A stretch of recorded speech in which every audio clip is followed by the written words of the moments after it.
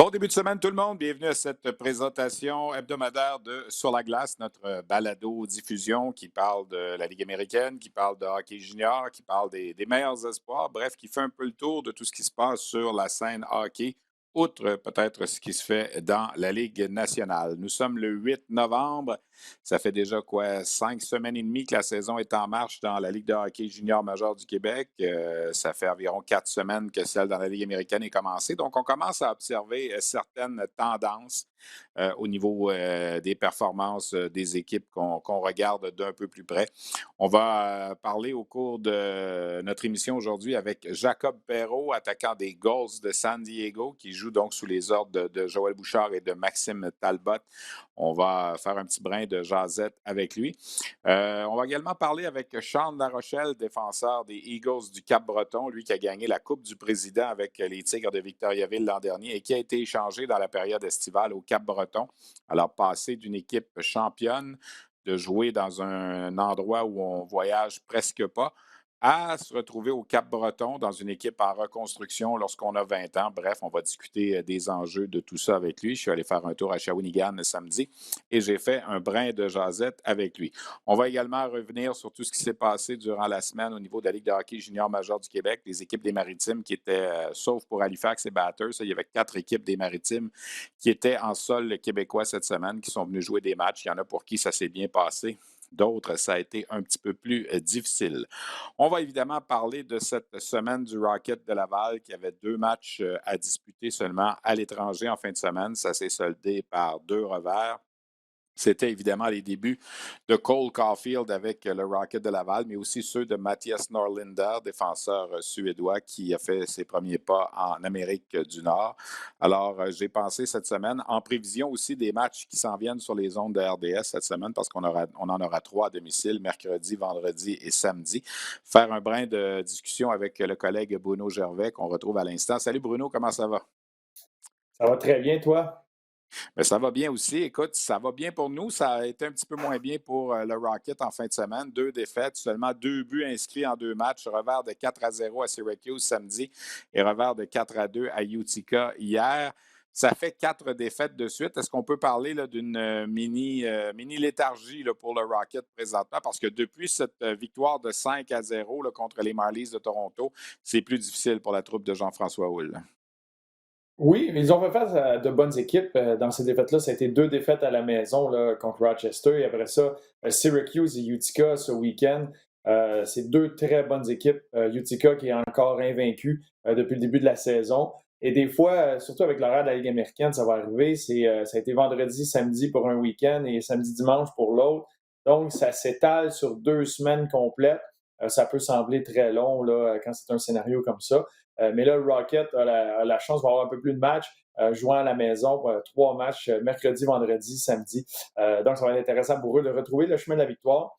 C'est pas évident pour Jean-François Hull, là, quand tu as un mouvement de personnel et des joueurs importants, c'est la réalité de la Ligue américaine.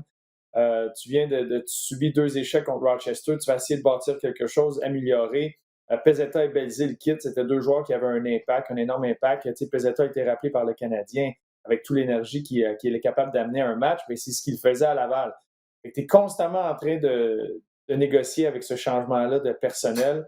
Tu as mentionné Caulfield et Norlander qui se présentent avec le Rocket. Tu veux rapidement les mettre dans la soupe et les insérer dans ce que le Rocket essaie de bâtir. Ça peut prendre un certain moment. Donc, je pense que d'avoir quelques bons entraînements et d'avoir 3 matchs à la maison cette semaine va aider justement Jean-François Hull à essayer de bâtir quelque chose jusqu'au prochain rappel, la prochaine blessure, la prochaine chose qui là, devra recommencer, continuer dans cette direction-là. Oui, pour rappeler aux gens, cette semaine, le mercredi, ce sont les sénateurs de Belleville qui sont de passage. Vendredi et samedi, Bridgeport et Utica. Donc, on va revoir Utica samedi prochain, qui est, comme tu le mentionnais, une bonne formation. Quand on regarde tout ça, là, si on part de samedi dernier jusqu'à samedi prochain, c'est 5 matchs en 8 jours. Alors, ça vient quand même vite là, pour le Rocket. Bruno, je veux qu'on parle du renvoi de Cole Caulfield avec le Rocket. Les gens à Laval auront la chance de le voir pour la première fois mercredi parce que l'an dernier, souvenons-nous, il avait joué 2 matchs à Toronto à l'étranger. Et là, il a commencé avec 2 matchs à l'étranger aussi. Il n'a pas marqué depuis 12 matchs. Là. Dans son ADN, à lui, c'est de marquer des buts. Il n'en a pas marqué en 10 matchs avec les Canadiens. Il n'en a pas marqué en fin de semaine. Je n'ai pas regardé les matchs de façon, je te dirais, attentive. Je regardais en faisant d'autres activités aussi, mais il a eu quand même de bonnes chances de marquer. Mais il reste que, veut pas, il va falloir que ça fonctionne pour lui, là, pour, comme on dit, la mettre dedans. C'est ça son travail. Là. Oui, ça fait partie de ce qu'il veut faire. Puis c'est certain que lui, personnellement, va s'évaluer sur le fait qu'il est capable de produire ou pas dans un match. C'est là qu'il peut avoir un impact. Moi, je pense que le premier pas est de continuer à créer des occasions de marquer. Il l'a fait. Sa mention d'aide, c'était sur un avantage numérique. C'était un 5 contre 3. Le joueur a embarqué sur la glace pour créer un 5 contre 4. Fait que c'est dans les secondes qui ont suivi, c'est un 5 contre Ouais. 4 réellement, mais le jeu s'est passé, c'était encore 3 joueurs qui défendaient.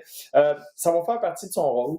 C'est la réalité de Jean-François Hull, parce que tu en as un autre qui est droitier, qui peut avoir un rôle sur un avantage numérique, en Yessi Ilonen, qui a une bonne passe présentement, un début de saison très tranquille, mais qui va beaucoup mieux dernièrement, qui crée beaucoup d'occasions. Tu veux continuer à nourrir lui, mais tu sais qu'il faut que tu partages le biscuit avec Caulfield présentement. Il va trouver sa place, il va trouver sa niche, il va trouver son espèce de synergie avec certains joueurs en avantage numérique, c'en est une à 5 contre 5. Pour lui, c'est de juste laisser parler son talent, sa créativité. C'est un très bon fabricant de jeu. On sait qu'il a un bon lancer. D'être capable de retrouver ces moments-là, ces endroits-là sur la patinoire où il peut être menaçant. Puis c'est un joueur de talent. Puis l'année passée, c'est une année un peu qui s'est faite là, sur l'adrénaline complètement folle pour lui. De gagner le championnat du monde junior, ensuite de gagner au niveau universitaire avec son équipe, puis ensuite de ça, se présenter à Laval où Joël lui dit hey, embarque sur la glace, amuse-toi, vas-y. La rondelle apparaît sur son bâton, il avait marqué à Toronto, puis ensuite se retrouve à Montréal, puis il fait cette course-là jusqu'en finale de la Coupe Stanley. C'est une année complètement folle. Là, cette année, il est reparti à zéro. Et des fois, c'est là qu'on a vu le départ un peu plus lent. Mais pour un joueur comme ça, c'est étape numéro un, créer des occasions. Essaie de trouver cette synergie-là, créer des occasions offensivement, puis éventuellement, elle va rentrer. Mais pour lui, là, dans les 3 prochains matchs qu'on va voir à la maison, là, c'est d'utiliser là, son dynamisme pour créer offensivement. Juste passer le message en passant, Bruno, à tous les amateurs. Ça va coûter 18 pour aller voir Cole Caulfield cette semaine. Habituellement, ça en coûte 150, 175. Là. Alors, pourquoi pas justement en profiter et aller encourager le Rocket à Laval. Je veux qu'on regarde certains joueurs du côté du Rocket. Laurent Dauphin a ajouté un autre but. Comment il réagit, lui, quand il voit que c'est Belzile qui est rappelé, quand c'est Pezzetta qui est rappelé? Il dit, moi, là, j'ai 7 buts en 10 matchs depuis le début de la saison. J'ai un début de saison extraordinaire. Tout marche pour moi. Il y a 2 rappels, c'est pas moi qui ai rappelé. Comment est-ce qu'on vit ça? Tu l'as peut-être déjà vécu, toi aussi, dans la Ligue américaine? Et ça va dépendre de l'individu. Mais c'est sûr que ça devient difficile, surtout sur le long terme, surtout au point où Laurent est rendu. Depuis qu'il s'est joint à l'organisation, a tout fait de la bonne façon pour se donner une chance d'être un jour un rappel. La mentalité qu'il doit avoir, selon moi, c'est de continuer dans la même direction, c'est certain. Il n'y a pas un moment où tu vas t'apitoyer sur ton sort puis baisser un peu les bras que ça va t'aider. Il y a tout le temps quelqu'un qui regarde, il y a tout le temps des yeux sur toi, avec que ce soit l'organisation du Canadien ou ailleurs dans la Ligue nationale qui vont avoir des besoins. Ça peut être, c'est juste bon pour lui qu'il continue dans cette direction-là. Le rappel de Pezzetta, tu comprends. Je pense que Pezzetta amène un élément que c'est bien différent à Dauphin. C'est pas là qu'il va avoir son rappel ou son rôle. T'as Belzile qui est là, qu'on le voit, qui est sur la clôture. Il y a une espèce d'organigramme habituellement qui est là au niveau des rappels. Puis des fois, c'est très difficile de passer devant quelqu'un. Il fait les bonnes choses, il crée offensivement à chaque fois, peu importe avec le trio avec lequel il va être, il a créé parce que c'en est un cette année qui a bougé beaucoup, qui a changé de collègue. Même les 2 matchs en fin de semaine, il a été changé de trio. Lui et Hervé Pinard ont changé, puis il continue à créer. Il y a des matchs cette année qui a commencé sur le 4e trio du Rocket, puis il avait créé offensivement. Il fait tout ce qu'on lui demande au niveau de l'organisation présentement. Puis c'est juste de garder son mal en patience. Puis que ce soit le Canadien ou tu es rendu là, tu espères que ce soit le Canadien. Mais il y a d'autres organisations qui regardent. Il y a des dépisteurs de toutes les organisations à une grande majorité de ces matchs-là. C'est éventuellement, tu espères qu'il y en a un qui justement ouvre sa porte puis te donne une chance. Je veux qu'on parle également d'un bonhomme qui revient au jeu cette année, Gabriel Bourque. On connaît son ADN, c'est un joueur de rôle et tout ça. Il n'a pas joué pendant un an. L'an passé, il a pris congé de hockey. Il revient cette année. Là, on est rendu à 10 matchs. Je parlais de tendance en début d'émission. Il n'a pas marqué encore. C'est un vétéran. Il a une fiche de -5. Est-ce que lui, en ce moment, doit se poser des questions un petit peu? Est-ce que je suis encore à ma place? Est-ce que je suis encore capable de jouer à ce niveau-là? Comment ça peut se passer pour un bonhomme comme lui présentement, là? Ben, oui, tu as entièrement raison. Puis c'est certain, surtout avec le fait, tu sais, toute l'expérience qu'il a dans la Ligue nationale. Puis des fois, mentalement, ta tête est à un certain niveau parce que tu sais que tu es capable de jouer d'une certaine façon à un certain niveau. Puis là, présentement, le corps ne suit pas ou les choses ne cliquent pas pour toi de la façon que tu aimerais. C'est normal pour un vétéran comme ça, surtout après avoir manqué une saison complète. De repartir la machine, ça va prendre un moment. Puis moi, ce que j'aime de son jeu, c'est qu'il amène encore des détails à son L'énergie. jeu, l'énergie, le désavantage Ah, numérique. Justement, le désavantage numérique va amener la rondelle en territoire adverse pour être capable de la garder là de plusieurs secondes. Les bonnes décisions qu'il prend sur la patinoire. De faire la bonne chose à chaque présence, ça prend du temps à acquérir. Puis c'est une chose qu'il fait avec le Rocket la grande majorité du temps. Après ça, le côté offensif, c'est certain que tu aimerais être capable de remplir le filet ou d'avoir un impact, d'avoir un certain apport offensivement. Ça peut prendre un certain temps, ça peut être frustrant, mais selon moi, lui, c'est d'être patient avec lui-même, de se donner le temps de retrouver le synchronisme, de retrouver ces choses-là, puis à un moment donné, ça se met à cliquer, puis ça revient de ton côté. Puis après ça, c'est de continuer à jouer parce qu'il va y avoir toutes sortes d'opportunités, toutes sortes de choses, que ce soit en Europe, en Amérique du Nord, même un jour d'un retour éventuel dans la Ligue nationale si son jeu lève d'un cran là, en deuxième moitié de saison, puis qui est capable de venir aider une équipe, ça pourrait être une chose pour lui. Mais de continuer dans cette direction-là. Puis son rôle a complètement changé.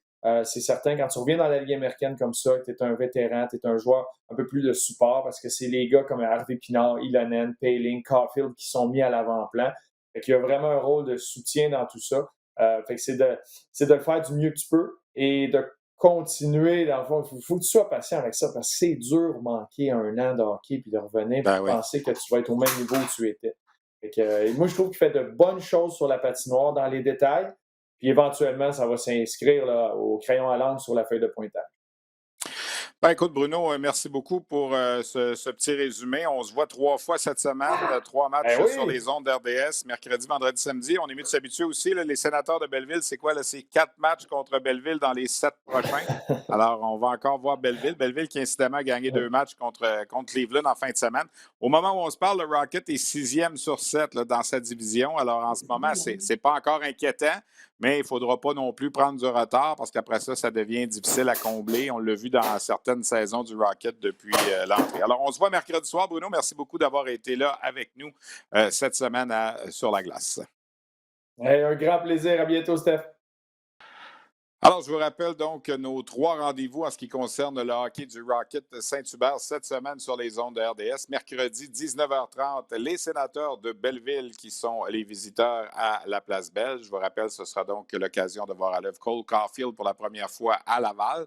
Vendredi, les Islanders de Bridgeport seront les visiteurs. Match également présenté à RDS à compter de 19h. Et samedi après-midi, notez bien, RDS Info à 13h, les Comets de Utica, qui sont pour l'instant la seule équipe là, invaincue depuis le début de la saison, seront de passage également à la Place Belle. Donc, 3 matchs en 4 jours, mercredi, vendredi et samedi. Pour poursuivre peut-être un peu en ce qui concerne la Ligue américaine, ben, peut-être vous mentionner que le joueur de la semaine, c'est un ancien de la Ligue de hockey junior major du Québec, Martin Furk, qui va très bien présentement avec le Reign d'Ontario, club école des Kings de Los Angeles. En 3 matchs cette semaine, 4 buts, 6 passes pour 10 points pour l'ancien des Mooseheads, qui était un coéquipier notamment de Nathan McKinnon et de Jonathan Drouin à l'époque où Halifax a gagné la Coupe Memorial pour monter en 2013. Furk qui s'est hissé au premier rang des marqueurs de la Ligue américaine avec 16 points en 10 matchs depuis le début de la saison. Je vous mentionnais Utica qui a 7 victoires, aucune défaite, n'a pas perdu. Dans le cas de Ontario, dans la section Pacifique, 9 victoires, aucune défaite en temps réglementaire et une défaite en bris d'égalité, donc 19 points déjà pour Ontario sur une possibilité de 20. Il y a un joueur qui va très bien, un ancien du Rocket, Jake Lucchini, qui est le meilleur marqueur des Sénateurs de Belleville. 11 points depuis le début de la saison en 10 matchs. Il sera de passage, comme on le mentionnait, à la Place Belle mercredi. J'ai eu envie de pousser un petit peu plus loin mon segment sur la Ligue américaine cette semaine pour réaliser une entrevue avec la recrue Jacob Perreault. Ben, je dis la recrue, il a joué à 18 ans l'an dernier avec les Gulls de San Diego. Il aurait normalement dû jouer avec le Sting de Sarnia dans la Ligue de l'Ontario. Mais évidemment, en raison de la COVID, il n'y a pas eu de hockey dans la Ligue de l'Ontario. Donc, certains joueurs de cette ligue-là ont eu la chance de jouer des matchs au niveau professionnel dans la Ligue américaine. On se souvient de Yann Michak avec le Rocket de Laval notamment. Les organisations professionnelles avaient l'option de garder ces joueurs-là dans la Ligue américaine cette année à 19 ans ou de les retourner au niveau junior. Le Canadien a décidé de retourner Michak avec les Bulldogs d'Hamilton dans la Ligue de l'Ontario. Mais dans le cas de Jacob Perreault du Sting de Sarnia, ben, son équipe professionnelle, les Ducks d'Anaheim, a décidé de le garder dans la Ligue américaine. Donc, il est présentement le meilleur pointeur de la formation dirigée par Joël Bouchard et Maxime Talbot à San Diego. Et il a la chance de poursuivre son apprentissage. Alors, il aura somme toute joué seulement 2 ans dans les rangs juniors, soit à 16 et 17 ans. Et là, depuis 2 ans, maintenant, sa deuxième année, il joue dans la Ligue américaine. On a réalisé une entrevue il y a quelques jours avec Jacob Perreault. On a eu des petits pépins techniques, donc on n'a malheureusement pas l'enregistrement de l'entrevue au complet, mais on en a quand même un bon segment et surtout une partie importante que je voulais aborder avec lui, et vous allez l'entendre dans l'entrevue. Jacob Perreault a décidé de se tourner du côté américain pour son éventuelle participation au championnat du monde de hockey junior. Il a été retranché chez les moins de 18 ans au niveau canadien. Ça a laissé quelque peu des séquelles. Son jeune frère joue dans le programme américain. Il a la double nationalité. Évidemment, Jacob Perreault, là, c'est le fils de Yannick Perreault. Il parle un excellent français. Mais vous allez voir dans l'entrevue, on va aborder ce sujet-là avec lui. Et surtout, la première réponse que vous allez entendre, je le questionnais au niveau de l'avenue de Maxime Talbot comme entraîneur adjoint, notre ancien collègue RDS qui n'avait pas nécessairement beaucoup d'expérience comme entraîneur, a décidé de rejoindre Joël Bouchard. Donc, d'abord, Jacob Perreault sur Maxime Talbot et la suite de l'entrevue qui va suivre par après, où on parle beaucoup là, de l'aspect du fait qu'il va représenter fort possiblement les États-Unis au prochain Mondial junior. Il est pas mal pareil. Là. C'est un gars que tout le monde aime.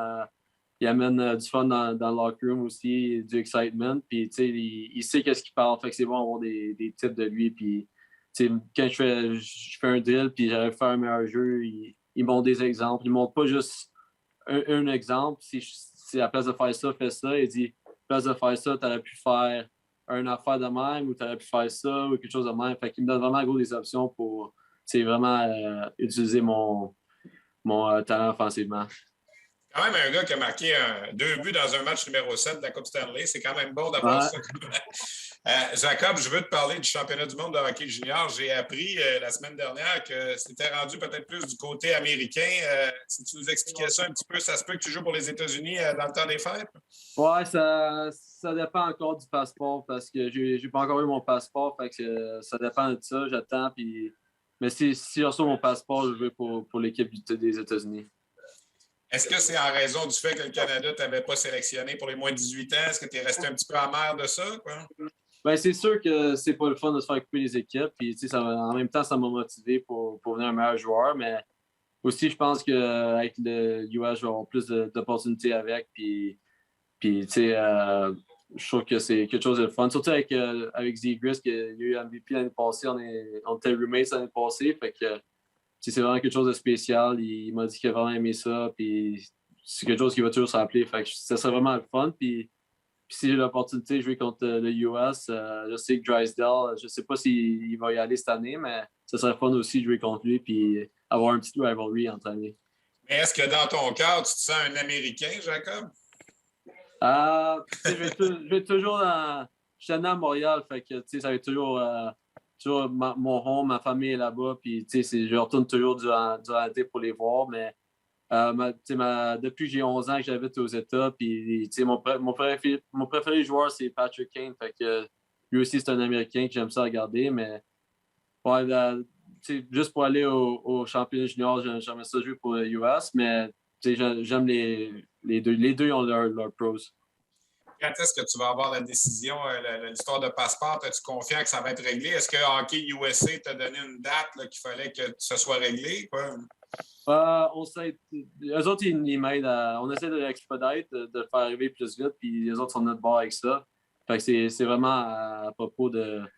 C'est out of our hands. Fait que c'est eux autres qui vont décider quand je vais avoir le passeport ou quand il va venir à Malte, tout ça. Et l'équipe américaine veut t'avoir dans l'alignement pour le temps des fêtes. Ça, c'est comme réglé. Là. Ouais, on a parlé avec eux autres, puis mon frère aussi, en ce moment, est en train de jouer avec le US Program. Fait que, tu sais, c'est quelque chose de fun. Ça aussi, ça m'a aidé, ça m'a influencé dans la décision pour dans le futur. Si, tu sais, il y a des tournois que je pourrais jouer avec mon frère, je trouve que ça serait quelque chose de vraiment cool. Ton père était d'accord avec ça aussi? Ah, ouais. Ouais, il y en a eu, je ne sais pas si tu es au courant, peut-être que je vais te rassurer, il y en a eu quelques Québécois qui ont joué pour les États-Unis au fil des années. Là, si on remonte plus loin, Philippe Sauvé, le fils de Robert Sauvé, qui avait eu la chance, Jean-Marc Pelletier, là, tu ne serais pas le premier à qui tu as l'occasion. Ben, écoute, Jacob, merci beaucoup d'avoir pris le temps de discuter avec nous, très, très gentil. Puis on te souhaite bonne chance. Écoute, on va être à Edmonton pour diffuser les matchs. Alors, si Jacob Perreault joue pour les États-Unis, on aura la chance de peut-être parler français après les matchs des Américains aussi. Merci beaucoup. Ouais, ça va faire un changement un peu. Ouais. Merci beaucoup, Jacob. OK, merci, Stéphane. Salut. Alors voilà cet entretien avec Jacob Perreault, ce que vous avez raté un peu au début malheureusement, et on s'en excuse là, des pépins techniques qu'on a eu au niveau de cette entrevue-là. Ben, on y avait évidemment parlé de l'avenue de Joël Bouchard, comment est-ce que ça avait changé un petit peu, puis c'est certain qu'il amène une intensité, amène un message différent, mais c'est le Joël qu'on a connu là, avec le Rocket de Laval, l'Armada de Blainville-Boisbriand notamment. Et je lui avais parlé aussi du fait du privilège qu'il a de jouer à 19 ans dans la Ligue américaine. Et lui, ben, est bien heureux de ça. C'est sûr que c'est dommage pour une équipe comme le Sting de Sarnia, qui aurait normalement dû compter sur lui cette année à 19 ans. Il avait été le premier choix du Sting de Sarnia en 2017. Alors, quand tu regardes les saisons comme ça, en 2018, pardon, 2018, 2019, 2019, 2020, 2021, 21, 22, c'est les années où le Sting aurait dû normalement compter sur lui. Et je trouve ça dommage, mais en même temps, pour lui, pour sa progression, a la chance de jouer à un niveau supérieur. Alors, il en était bien heureux. Alors, voilà pour notre segment Ligue américaine et cet entretien avec Jacob Perreault. Donc, si on le voit au championnat du monde au cours de la période des fêtes, ce sera avec le chandail des États-Unis. On va passer maintenant à la Ligue de hockey junior majeur du Québec. Encore une fois, il y a eu une grosse semaine. Il n'y avait pas de match. Les gens se sont peut-être posé la question, il n'y avait pas de match hier, dimanche, pas de match lundi, mardi, mercredi, parce que cette semaine, on devrait normalement, ça aurait dû être ce soir et demain, les deux premiers matchs de la série annuelle que disputent habituellement les équipes de la Ligue canadienne de hockey contre une formation russe. Question de préparer un peu l'aventure du championnat mondial de hockey junior. Pour une deuxième année de suite, cette série-là n'a pas lieu, malheureusement, mais on avait quand même laissé l'espace dans le calendrier. Alors, c'est pourquoi il n'y avait pas de match hier au calendrier. Normalement, là, les joueurs auraient joué ce soir et demain contre les Russes, et les Russes seraient partis par la suite vers l'Ontario et la Ligue de l'Ouest. Mais pour revenir à la dernière semaine, il y a 4 équipes des Maritimes qui ont effectué des voyages au Québec là, pour la première fois. Bathurst était venu la semaine dernière et là, il y a 4 autres formations, Charlottetown, Moncton, Saint John et le Cap-Breton, qui ont pu jouer des matchs finalement en sol québécois. Pour la première fois, là, pour la plupart, si on exclut Charlottetown là, qui était venu jouer, Bathurst qui était venu jouer là, en série à Shawinigan et à Québec. Pour les autres, une équipe comme les Sea Dogs de Saint John n'était pas venue en sol québécois depuis le mois de mars 2020. Alors, tout le monde était bien heureux de pouvoir, encore une fois, célébrer un petit peu plus de normalité dans les activités régulières de la Ligue de hockey junior major du Québec. Alors, je résume un petit peu ce qui s'est passé. Peut-être commencer justement par ces 4 équipes. Puis on le dit depuis le début de la saison là, que la section des Maritimes est très puissante. Charlottetown est allé chercher 2 victoires sur 3 dans son voyage. Moncton, un balayage, 3 victoires, aucune défaite. Évidemment, on a joué Bécomo, Chicoutimi, Victoriaville. Peut-être pas les puissances du côté québécois, mais il reste que Moncton va très bien par le temps qui court. Dans le cas de Saint John, 2 victoires et 1 défaite. défaites. J'ai vu les Sea Dogs jouer jeudi au Centre Vidéotron à Québec. Et les Eagles du Cap-Breton, 1 victoire et 2 défaites. Les Eagles qui ont gagné à Victoriaville vendredi. Si on fait le tour des autres formations, les Olympiques de Gatineau ont 4 victoires de suite, 6 victoires à leurs 7 derniers matchs. Ça leur a permis de se hisser au premier rang de la section Ouest. C'est souvent difficile dans le camp des Olympiques, des matchs serrés. On a besoin quelquefois là, de la prolongation des tirs de barrage. C'était le cas dans un des 2 matchs contre Bécomo, mais on est sorti quand même avec la victoire, de sorte que Bécomo se retrouve avec une fiche de 7 victoires, 3 défaites et 3 défaites en bris d'égalité. Les Huskies de Rouyn-Noranda, aucune défaite à la régulière dans les 6 derniers matchs. Ça va quand même bien pour les Huskies. L'Armada de Blainville-Boisbriand, des hauts et des bas, on le dit, l'équipe a commencé la saison en force. Période creuse par la suite. Je veux souligner le travail du défenseur Miguel Tourigny. C'était notre invité la semaine dernière. Il a réussi un 2e tour du chapeau en autant de matchs. Et je fouillais dans ma mémoire un petit peu. Là, je ne me souvenais pas c'est quand la dernière fois qu'un défenseur a réalisé 2 tours du chapeau dans 2 matchs consécutifs. Il l'a fait à Shawinigan le 30 octobre et il l'a fait le 5 novembre contre les Voltigeurs à Boisbriand dans une victoire de 7-6. Alors, Miguel Tourigny a 12 buts depuis le début de la saison. C'est un sommet dans la LHJMQ, à égalité notamment avec William Dufour des Sea Dogs de Saint-John. Alors, un défenseur qui mène là, pour les buts dans la LHJMQ, ce n'est pas quelque chose qu'on voit souvent. Les Cataractes de Shawinigan sont aux prises avec une longue liste de blessés. Je suis allé à Shawinigan samedi pour le match contre le Cap-Breton. On jouait sans Maverick Book, on jouait sans Xavier Bourgault, sans Charles Baudouin, sans Zachary Massicotte. Alors, c'est certain là, que pour Shawinigan, la profondeur est mise à rude épreuve. Ça a permis aux Cataractes de rappeler un de leurs espoirs, choix de 3e ronde, Nathan Étier des Vikings de Saint-Eustache, qui est présentement le meilleur marqueur de la Ligue Midget 3A. Et Étier a marqué son premier but contre le Cap-Breton samedi dans la LHJMQ. Il a 28 points en 16 matchs depuis le début de la saison dans la Ligue Midget 3A, dont 16 buts. Alors, ça donne la chance, comme je le disais, à des jeunes. On espère que dans le cas de Xavier Bourgault, ce ne soit pas trop sérieux. Il avait été blessé à un œil vendredi soir. On n'a pas voulu prendre de chance samedi, mais Daniel Renaud me disait qu'il semblait être confiant de peut-être le revoir pour le voyage dans les Maritimes le week-end prochain. Même chose pour Baudouin, qui devrait être en mesure d'effectuer un retour au jeu prochainement. Maverick Book, on n'a finalement pas mis une croix complètement sur sa participation éventuelle avec l'équipe Canada Junior. On a parlé d'une absence de 6 à 8 semaines. Alors, 6 semaines, là, ça nous amène à peu près à la mi-décembre, donc au moment où le camp d'équipe Canada Junior aura lieu. Est-ce que Maverick Book sera remis de cette blessure à l'épaule qu'il a subie à Boisbriand? On verra. Mais il n'était pas là, en tout cas, pour les affrontements en fin de semaine. Le Phoenix de Sherbrooke, c'est peut-être l'équipe de l'heure dans le circuit. 10 victoires à ses 11 derniers matchs. 8-1 depuis l'arrivée du gardien biélorusse Ivan Gigalov, qui ne perd pas souvent. Honnêtement, le Phoenix joue du bon hockey. On avait vaincu les Remparts de Québec la semaine dernière. On a vaincu les Islanders de Charlottetown. Le Phoenix qui s'en va en Abitibi en fin de semaine. Ça roule bien. Honnêtement, c'est une des belles surprises, je trouve, le Phoenix de Sherbrooke depuis le début de la saison. On va lever notre chapeau au travail de l'entraîneur-chef Stéphane Julien.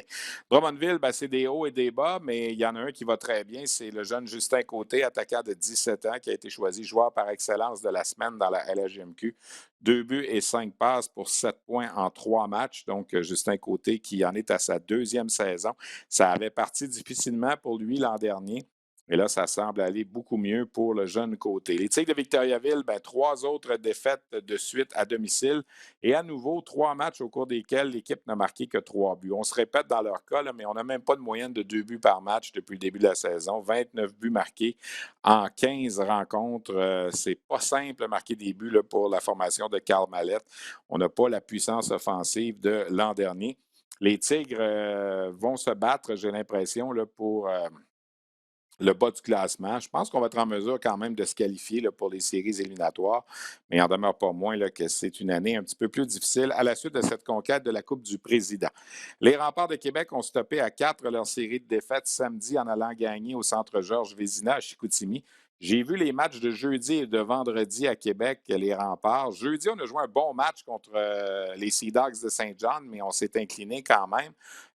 Et vendredi, dans le match contre Rimouski, un match bizarre où les Remparts dominent complètement la première période, 13 tirs contre 1.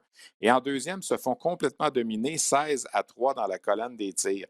Evan Naus, défenseur du choix de deuxième ronde des Panthers de la Floride, a passé la première période sur le banc vendredi soir. Il était là comme septième défenseur, n'a pas fait une seule présence sur la glace. En début de deuxième, on lui donne 2 présences au départ de la période. Une première présence où les Sea Dogs ont touché le poteau, failli se retrouver -1. Et à sa deuxième présence, les Sea Dogs ont marqué, s'est retrouvé -1, mais pas revenu sur la glace par la suite. Alors, du côté de Patrick Roy, on n'était pas satisfait là, du travail de Nas et on lui a fait sentir.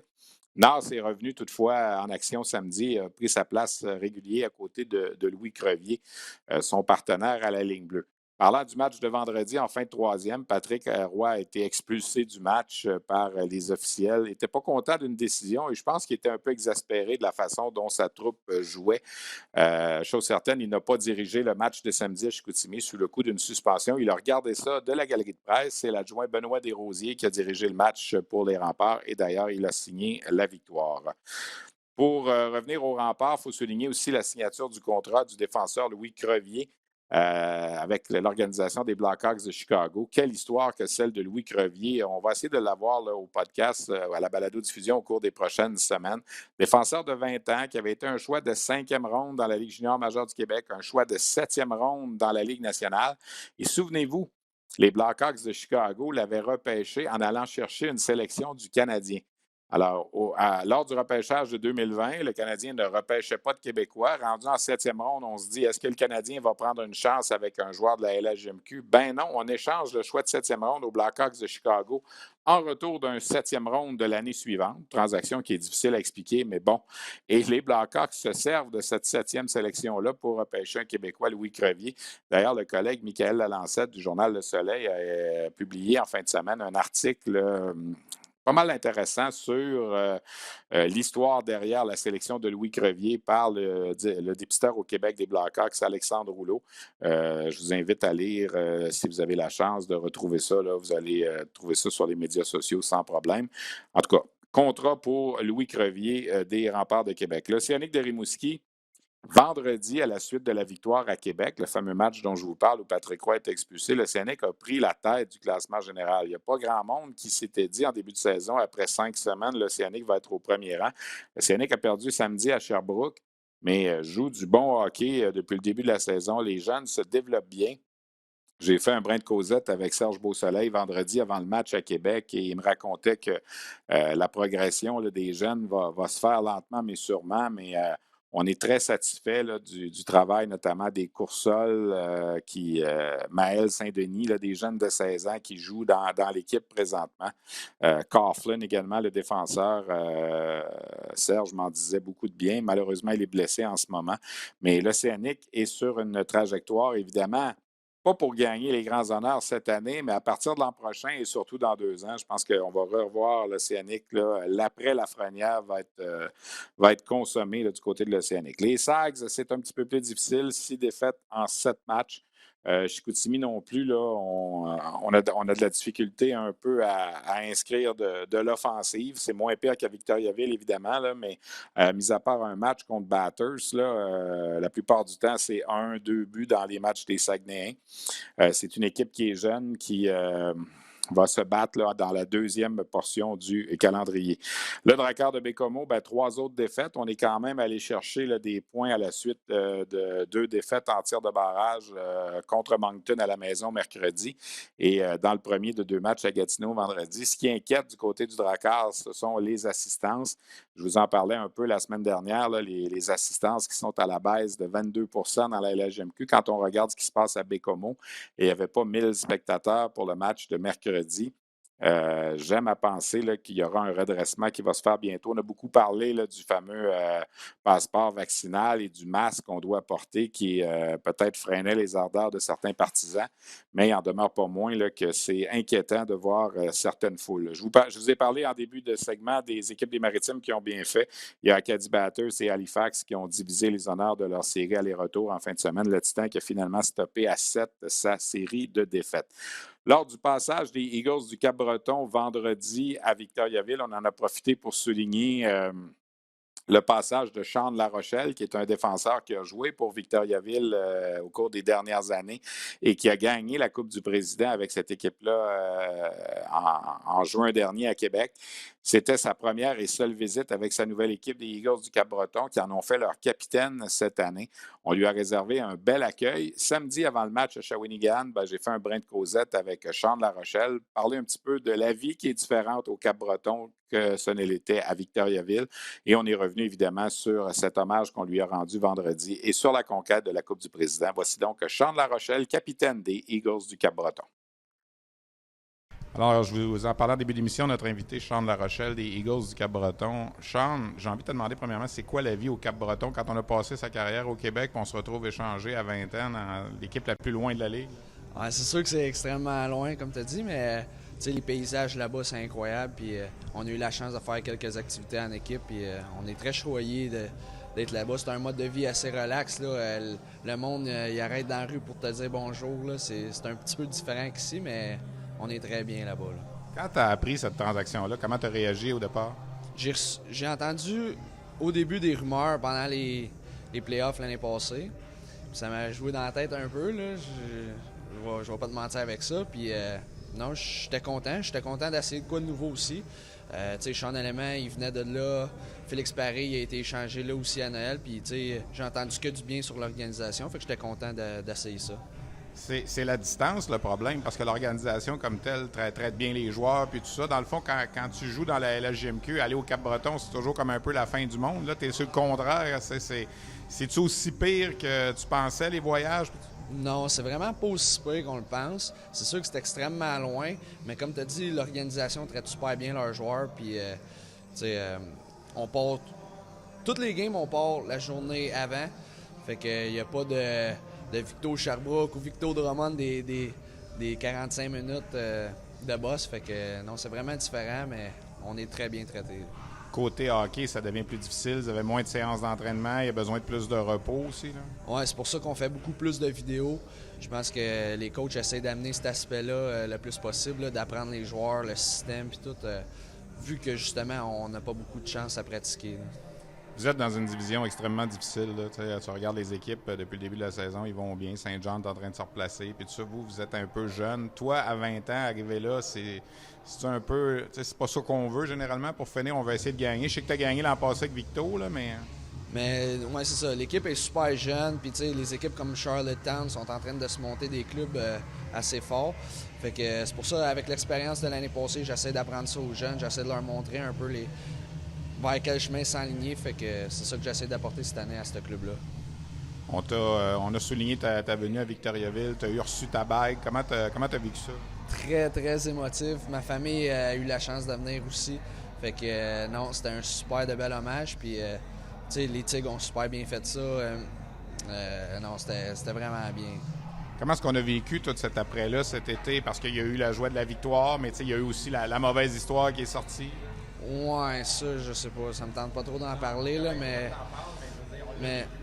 ouais, puis on dirait que le monde a comme oublié qu'on a gagné. C'était quand même plus plate, mais je veux pas trop m'avancer là-dessus parce que... Mais comment t'as passé l'été en champion de la Coupe du Président? C'était super bien. J'ai eu une journée avec la Coupe et on a eu la chance aussi d'être encore une fois toute la famille ensemble à un hôtel à l'Estérel à Québec. Fait que c'était malade. C'était vraiment nice. Comment tu vois la suite pour toi, rendu à 20 ans, pas repêché, puis ça, tu y crois toujours ou tu vas prendre une autre avenue? Ouais, j'y crois toujours. Je me dis toujours en anglais « last dance ». Fait que, j'y vais un jour à la fois, puis j'y crois toujours, mais après ça, on va voir qu'est-ce qui se passe. Les objectifs avec votre équipe cette année, c'est quoi? On veut faire progresser les jeunes? Progresser les jeunes, puis on essaie de gagner pareil. Mais c'est sûr que ça va être extrêmement difficile, surtout dans la division qu'on est. Fait que on y va un jour à la fois, comme j'ai dit avant, puis on va voir qu'est-ce qui arrive. Ça devient-tu des fois un petit peu décourageant parce que les victoires sont pas toujours au rendez-vous? Là? Pas toujours au rendez-vous, mais des fois, je trouve que l'équipe progresse parce qu'on a eu beaucoup de games qu'on a perdu en prolongation ou en shootout. Fait que tu sais, on est tout le temps là quand même, on est capable de compétitionner contre les équipes. Fait que il manque juste un petit edge des fois qu'on pourrait aller chercher de plus. Là. L'entraîneur, puis tout ça, quand tu es arrivé, il t'a donné le C de capitaine, on t'a fait confiance tout de suite? Ouais, je pense qu'il est allé avec l'expérience aussi, puis les matchs aussi en playoff, puis tout, il se basait vraiment sur l'expérience. Fait que je pense que c'est pour ça. T'sais, comme tu as dit, on a beaucoup de jeunes aussi, fait que il m'a fait confiance dès le début. Là. Le fait que vous avez gagné dans des situations différentes, ça a-tu enlevé un peu de cachet de ne pas être devant votre foule puis tout ça? Moi, j'étais là au match d'ouverture à Victo, puis on voyait que les gens étaient contents de revoir l'équipe, mais ils ont manqué quand même la célébration qu'il aurait pu avoir là, si on avait été dans des conditions plus normales. C'est sûr que, comme tu as dit, c'est super différent, mais au bout de la ligne, notre nom il est gravé sur la coupe, fait qu'on est extrêmement content de ça aussi. Bonne continuité. Merci beaucoup. Alors voilà, Sean Larochelle des Eagles du Cap-Breton. J'ai vu les images de vendredi soir. Il était effectivement très émotif lorsqu'on l'a présenté en début de match. Les Eagles qui ont 4 victoires seulement en 16 matchs depuis le début de la saison. Et 3 de ces 4 victoires-là ont été acquises en tir de barrage. Donc, une seule victoire à la régulière. Ça se passait le 22 octobre contre les Foreurs de Val-d'Or. Un gain de 2-0 à la maison. C'est une équipe, mine de rien, là, qui est allée 6 fois dans ses 8 premiers matchs en bris d'égalité. Donc, ça rejoint un peu ce que Sean nous disait à propos du fait qu'on n'est jamais très loin dans le match. Samedi à Shawinigan, c'était 3-2 en troisième période. On espérait revenir. Finalement, les 4 ont marqué 2 buts pour se sauver avec une victoire. Les Eagles qui vont jouer leurs 3 prochains matchs à la maison avant de revenir pour un autre voyage au Québec contre les Remparts, les Saguenayens et le Drakkar un petit peu plus tard au mois de novembre. Je veux vous parler, avant qu'on se laisse, de 2 autres sujets. D'abord, on a annoncé la semaine dernière la tenue d'un tournoi un petit peu différent qui aura lieu du 26 novembre au 1er décembre. Ça va se passer à Ottawa, au domicile des 67. On a appelé ça le défi de la capitale. Habituellement, à ce temps-ci de l'année où ça se serait terminé probablement hier ou samedi, on aurait eu le défi mondial des moins de 17 ans, qui est un tournoi qui regroupe 3 formations canadiennes, les rouges, les noirs, les blancs. On vous présente ça à RDS depuis quelques années. Et à ça s'ajoutent les Américains, les Russes, les Tchèques, les Suédois, les Finlandais. On fait un tournoi à 8 équipes et le Canada est divisé en 3. Donc, ça permet à 66 joueurs de moins de 17 ans de se tremper un peu le pied dans le programme de Hockey Canada. Évidemment, en raison de la pandémie, cette compétition-là, sous cette forme actuelle, a été annulée l'an passé. Et cette année, on l'a annulée, mais on a décidé de faire une compétition quand même pour permettre à ces 66 jeunes-là de goûter un petit peu au programme canadien. Donc, du 26 novembre au 1er décembre, on va emmener ces 66 joueurs-là, qu'on a nommés d'ailleurs la semaine dernière, de moins de 17 ans, qui proviennent d'un peu partout au Canada. On va faire 3 équipes, les mêmes 3 équipes qu'on fait habituellement, Canada rouge, Canada blanc, Canada noir. Et à cela, on va ajouter, et ça, je trouve que c'est une idée intéressante, l'équipe nationale canadienne féminine qui se prépare pour les Jeux olympiques, qui va participer à la compétition. Donc, il y aura 4 équipes dans le tournoi, les 3 équipes U17 canadiennes et l'équipe des femmes. Ça va commencer le 26 novembre, donc vendredi dans 3 semaines, un petit peu moins de 3 semaines. Et il y aura comme ça des matchs à tous les jours pendant 5 jours pour déterminer un champion le mardi soir, le 1er décembre. Alors, je vais sûrement aller faire un tour de ce côté-là. Stéphane Julien, entraîneur-chef du Phoenix de Sherbrooke, va diriger une des 3 formations. Carl Mallette sera également un adjoint pour une des 3 formations canadiennes. Et c'est Philippe Boucher, le directeur général des Voltigeurs de Drummondville, qui chapeaute le programme des moins de 17 ans au Canada cette année. Alors, on sera sûrement en mesure de reparler tout ça là, à l'approche de cette compétition-là. Il y a 16 joueurs de la Ligue de hockey junior major du Québec de moins de 17 ans qui ont été choisis et 3 autres joueurs qui évoluent dans la Ligue Midget 3A qui vont se greffer également à ce groupe pour un total de 19 joueurs, donc du Québec, si on veut, ou des Maritimes et du Québec. Les 3 joueurs de la Ligue Média 3, je vous ai parlé de Nathan Etier tantôt, là, des Vikings de Saint-Eustache, il sera là. Alexis Bourque de l'Intrépide de Gatineau et le gardien Kyle Hagan des Lions du Lac-Saint-Louis.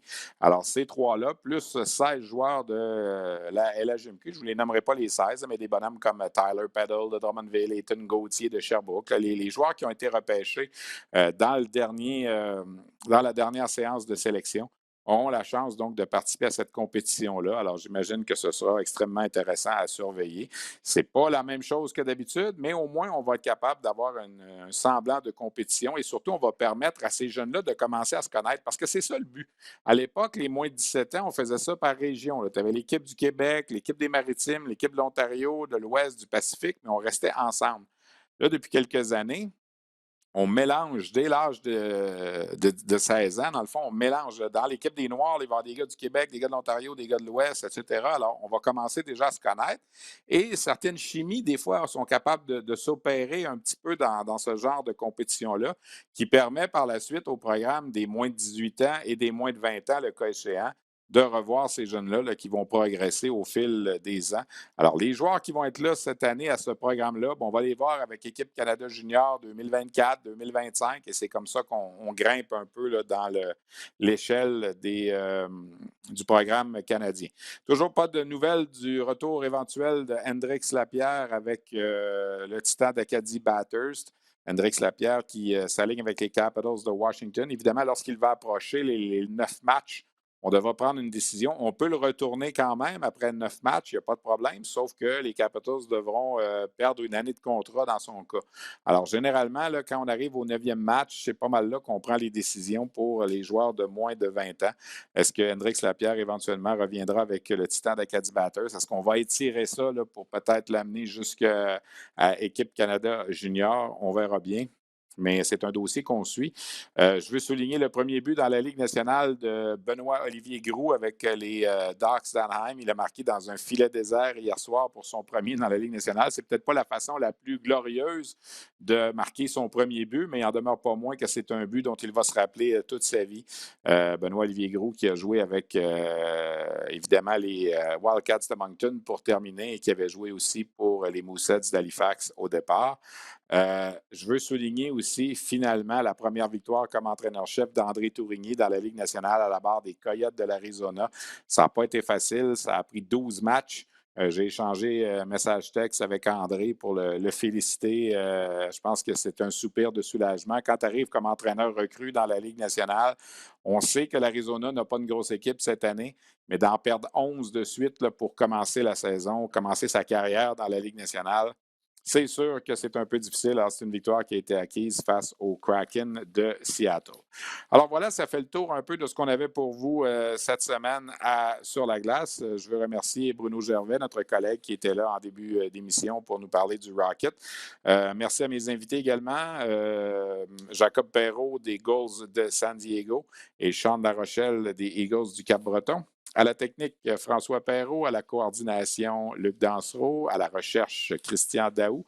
Merci à tous d'avoir été là, puis on se donne rendez-vous la semaine prochaine.